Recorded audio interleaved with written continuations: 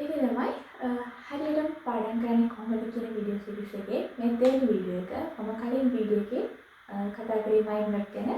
ඉතින් මම මේ වීඩියෝ එකේ ඔයාලට කතා කරන්න බලාපොරොත්තු වෙන්නේ කොහොමද හරියටම පර්ෆෙක්ට් නෝට් එකක් ගහගන්න කියන එක. ඒ කියන්නේ ඔයාලා ඉස්කෝලේ නෝට් එක ලියනවානේ. ඉස්කෝලේ නෝට් එක ලියද්දී ඔයාලා මොකද කරන්නේ? නෝට් එක ලියන්න යනවා. ඊට පස්සේ ගෙදර ඇවිල්ලා බලද්දි මොකද කරන්නේ? අපහු අර නෝට් එක කියවන්න යනවා.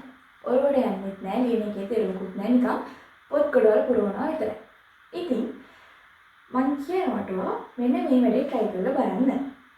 ඔයාලා නෝට් එක ලියද්දී දැන් ඔයාලගේ මේක කියන්නේ ඔයාලා නෝට් එක ලියන පිටුව. මෙන්න මේ පිටුව මෙන්න මේ විදිහට කොටස් තුනකට ඔයාලා කඩා ගන්න ඕනේ. මේ විදිහට කොටස් තුනකට ඔයාලා මෙන්න මේ පිටුව කඩා ගන්න බලන්න. ලියන්න කලින් මේ විදිහට ඉරි දෙකක් ඔයාලා මේ පිටුවේ ගහගන්න. ඔයාලා නෝට් එක ලියන තියරි පොතේ. ඊට පස්සේ මෙන්න මේ කොටස මැඩම් කියන වෙලාවට සර් කියන වෙලාවට කියන්නේ ඉස්කෝලේ ක්ලාස් එක නෝට් එක ලියන්න මෙන්න මේ කොටස පාවිච්චි කරන්න. ඒ කියන්නේ මෙන්න මේ එක කියලා දාලා තියෙන කොටස ඔයා පාවිච්චි කරන නෝට් එක ලියන්න. ඔයා දැනට මුළු පිටුවම පාවිච්චි කරන නෝට් එක ලියන්න. එහෙම නැතුව ඔයා පැන්සලක් අරගෙන ඉවරලා නෝට් එක ලියන්න කලින් චෙන්ක මේ වගේ ඉරි දෙකක් ගහගන්න. ඒ ඉරි දෙක ගහගෙන ඉවරලා මෙන්න මේ විදිහට මේ එක් කොටසක විතර නෝට් එක ලියන්න. ඊට පස්සේ ඔයා ගෙදර ගිහිල්ලා මෙන්න මේ කොටසේ ලියලා තියෙන තියරි වලින් හදන්න පුළුවන් ප්‍රශ්න ටික මෙන්න මේ සයිඩ් එකේ හදන්න. ඒ කියන්නේ මේ පිටුවේ ලියලා තියෙන මේ තියරි කොටසින් හදන්න පුළුවන් ප්‍රශ්න ටික මෙන්න මේ අයිනේ හදන්න. ඊට පස්සේ මේ පිටුවට අදාළ සමරි එකක් මෙන්න මේ යටින් දාගන්න. මෙතන සමරි එක. ඉතින් ඔයාලා පාඩම් කරන වෙලාවට මාර විදියට මේ වැඩේ වටිනවා. නිකම්ම ඔහේ පොත කියවගෙන යනවට වඩා ළමයි මෙන්න මේ විදිහට ඔයා ලියන පිටුව බෙදාගෙන ඉවර වෙලා පිළිවෙලට නෝට් එක ලියාගත්තොත් ඔයාලට ගෙදර ගිහිල්ලා කරන්න වැඩකුත් තියෙනවා හැමදාම. ඒ වගේම එදාට නෝට් එක සෑහෙන හොඳට වගේ ඔළුවට යනවා. ඉතින් මෙන්න මේ විදිහට ඔයාලා නෝට් එක හදාගත්තාම ඔයාලට හැමදාම නිකන් පොත ඔහේ කියවගෙන යන්න ඕනෙකමක් නැහැ. ඔයාලට එක්සෑම් එකක් ලඟ වුණාම තියරි ආපහු කියවෙන්න ඕනේ නැහැ. ඔයාලට මෙන්න මේ ප්‍රශ්න ටික කියවලා ඉවර වෙලා ඔයාලට හිතින් මතක් කරගන්න පුළුවන් මොනවද උත්තර ටික කියලා. උත්තරය මතකයි නම් ඔයාලා පෙළගන්න කරන්න මුකුත් ඕනේ නැහැ. එතන මෙහා පැත්තේ ඔයාලට ඒකේ උත්තරේ තියෙනවා. ඉතින් මේ වැඩේ මම හිතනවා ඔයාලට සෑහෙන වටිනවා කියලා try කරලා බලන්න මේ method එක. ඔයාලට මේකෙන් ඔයාලට perfect විදිහට note එකක් හදාගන්න පුළුවන්. නිකන් ඔහේ පොත් පුරවනවට වඩා. note එක ලියලා පොත් එක පුරවලා ඉසික් කරනවට වඩා මේ විදිහට කරොත් එහෙම ඔයාලට exam එකකට මාර විදිහට වටිනවා.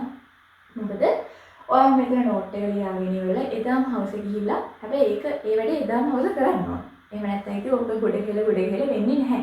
ඒ එදාම හවස ගිහිල්ලා ඉවරලා මේ නෝට් එක හොඳට කියවලා මේ පිටුවේ මේ කොටසින් හදන්න පුළුවන් ප්‍රශ්න ටික මෙන්න මේ සයිඩ් එකෙන් හදන්න. ඊට පස්සේ ඕටෝඩේ අමතර කරුණු හරි මේකේ සමරි එකක් හරි මොකක් හරි මෙන්න මේ යටින් තීරුවේ ලියන්න. ඔයාලට මේ වැඩේටයි පාට පෑන් යූස් කරන්න පුළුවන්. highlight යූස් කරන්න පුළුවන්. ඉතින් ඔයාලට නෝට් එකට අදාළ ක්වෙස්චන් ටිකක් මෙතනම තියෙනවා. නිකන් ටියුටෝරියල් එකක් වගේ ඔයාලට හදාගන්න පුළුවන්. ප්‍රශ්න ටිකක් තියෙනවා. උත්තර ටිකක් ඒ පිටුවේම තියෙනවා. ආයෙ උත්තර ලියලා ඉන්නෝනේ නැහැ. අර ප්‍රශ්න ටික බලලා උත්තරේ ඔළුවෙන් හිතලා ඉවර වෙලා වැරදින ආයෙ උත්තරේ ඒ පිටුවේම චෙක් කරන්න පුළුවන්. ඉතින් ඕවර් කරන කට්ටියට ඒවර් කරන අයට ඕනම කෙනෙක්ට මේ විදිහට try කරලා බලන්න පුළුවන්. ඉතින් ඔයාලා 6 7 8 ඉන්න චූරි මල්ලි කෙනෙක් මල්ලි කෙනෙක් කරලා ඔයාලට පුළුවන් මේ චූටි කාලේ ඉඳන්ම මෙන්න මේ විදිහට කරලා බලන්න. එතකොට චූටි කාලේ ඉඳන් මේ විතර පුරුදු වුණාම ඔයාලට 10 11ට ඇති මාර විදිහට වටිනවා මේ වැඩේ. මොකද ලස්සනට පාඩම් කරන්නේ කොහොමද කියන එක දන්නවා. ඉතින් ඒ ලෙවල් ළමයිට මේ වැඩේ සුපිරියටම කරන්න පුළුවන්. ඔයාලගේ නෝට් එක ඔයාලා හදාගන්නේ කිසිම කෙනෙක් ඒකට ඇඟිලි ගහන්නේ නැහැ. ඒ නිසා ඔයා හදාගන්න නෝට් එක ඔයාට නැවත බලන්න ආස හිතෙන විදිහට ඔයා නෝට් එක හදාගන්න. නිකන් ලියන්නම් වාලේ ඔහේ නෝට් එක ලියාගෙන යන්න එපා. ඉතින් නෝට් එක හදාගන්න එකේ මට මේක තමයි ඔයාලට කියන්න ඕනේ මේ මෙතඩ් එක පොඩ්ඩක් try කරලා බලන්න කියන එක.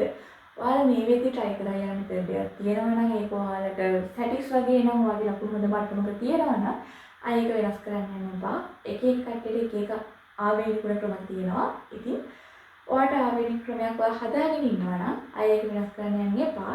ඒ කට්ටියට නෙවෙයි මම කියන්නේ පාඩම් ගන්න දන්නේ නැති තමන්ගේ ස්ටෑන්ඩඩ් එක තාම හදාගන්න බැරි වුණ තාම පාඩම් කරන්නේ කොහොමද මගේ නෝට් එක පිළිවෙලට හදාගන්නේ කොහොමද කියලා හොය ඉන්න නංගිලා මල්ලයට තමයි මම මේ වීඩියෝ එක ගෙනාවේ.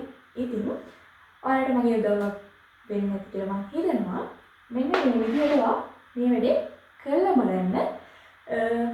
කරලා බලලා අදහසකුත් මට කියන්න. දවස් දෙකක් හරි try කරලා බලන්න. එතකොට තේරෙයි කලින් නෝට් එක ලියුව විදිහයි මේ නෝට් එක ලියන විදිහේ වෙනස ඔයාලටම තේරෙයි. ඉතින් වීඩියෝ එක තවත් දික් කරන්නේ නැහැ. විනාඩි 5ක 6ක අපේ මුණ විනාඩි 10ක වීඩියෝ එකක් තියෙයි. ඊළඟ වීඩියෝ එකකින් මම ඔයාලට කතා කරන්න යන්නේ පොඩි ස්ටඩි ටිප්ස් ටිකක් ගැන. ඉතින් පළවෙනි වීඩියෝ එකේ මම මයින්ඩ් මැප් කියන්නේ මොනවද සහ මයින්ඩ් මැප් එක ගහන්නේ කොහොමද? ඒ වගේ මයින්ඩ් මැප් එකේ තියෙන ප්‍රයෝජන මොනවද කියන එක කතා කරා. මේ වීඩියෝ එකේ මට ඔයාලට කියන්න ඕනේ මෙන්න මේ කොටස. එහෙනම් තුන්වෙනි වීඩියෝ එකත් අනිවාර්යෙන් බලන්න. ඊළඟ වීඩියෝ එකේ